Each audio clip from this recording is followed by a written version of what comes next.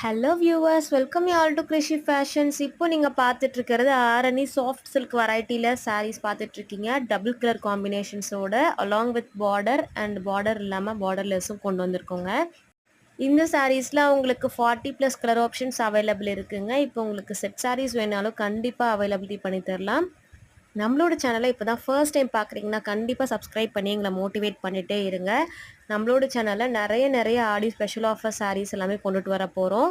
கண்டிப்பாக அதெல்லாமே மிஸ் பண்ணாமல் எல்லாமே பாருங்கள்.